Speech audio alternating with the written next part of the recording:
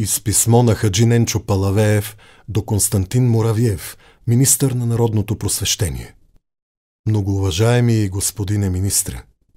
преди да пристъпя към същността на въпроса, повдигнат от мене с настоящето, считам за свой приятен дълг да ви направя следното предложение.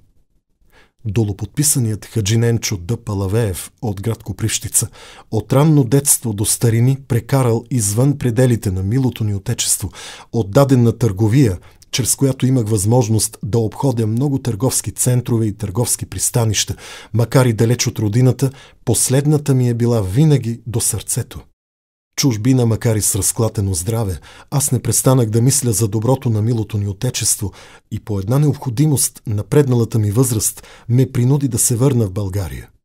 Тук, в хубавата родна земя и природа, здравето и силите ми бързо се възобновиха. Благодаря на Всевишния, че до днес, макар и в преклонна възраст, искрено обичащ България, чувствайки нейните хубости и като зная нейното минало и славни борби, които нашите прадеди и аз като техен съвременник съм водил за доброто на отечеството ни, сравнявайки тия епични борби с другите народи и как последните ценят своите герои, поети, писатели, за първа своя длъжност счетох, че и аз трябва да се погрижа за увековечаване на тия исторически борби, които нашето отечество е водило, и да дам дан на заслужените наши герои за освобождението на нашето мило отечество.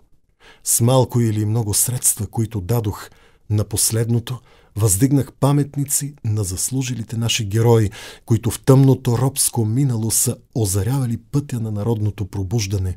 и народна свобода.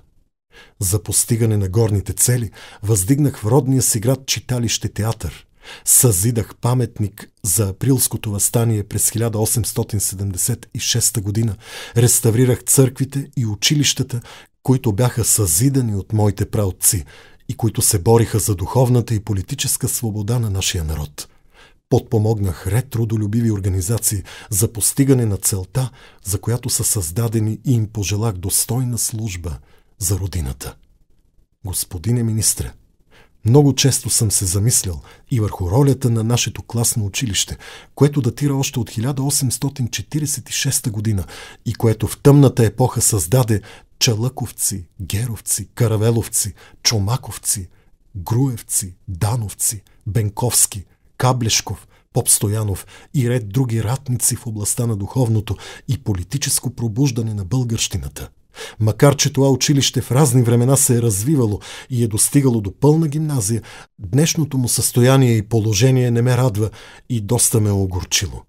От друга страна, като наблюдавам отблизо живота в моя роден град, в и около Средна гора, прозирам, че този западнал сега, но със славно минало край, който излъчи из себе си толкова доблестни синове на България, вече изживял своя материален упадък. Прозирам, че каквото и да става, задушеният до сега наш средногорски край върви към възход.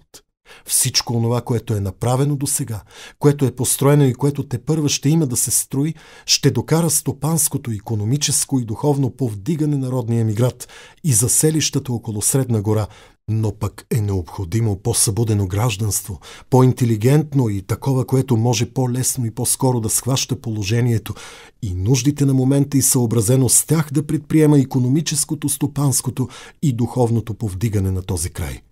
Водим от това схващане и съзнаване. Реших да предложа на българската държава във ваше лице да ви моля, господине министре, да приемете от мен дарение от 6000 английски лири, с равностойността на които да се образува фонд при Министерството на народното просвещение на името на хаджи Ненчо Дончев Палавеев от град Копривщица, а лихвите и доходите от този фонд да се употребяват за издръжка на вечни времена и непрекъснато на една модерна, полукласическа гимназия в родния ми град Копривщица.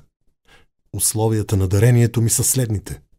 Първо, подарявам на българската държава 6000 английски лири за образуване на вечни времена при Министерството на народното просвещение фонд на мое име хаджи Ненчо Дончев Палавеев от град Копривщица. Министерството има право да се разпорежда със сумата по начин, какъвто намери за добре, за да може най-рационално да я използва, а същевременно има право да използва лихвите или приходите на учредения от мене фонд срещу задължение да поддържа на вечни времена постоянно в родния ми град Копривщица,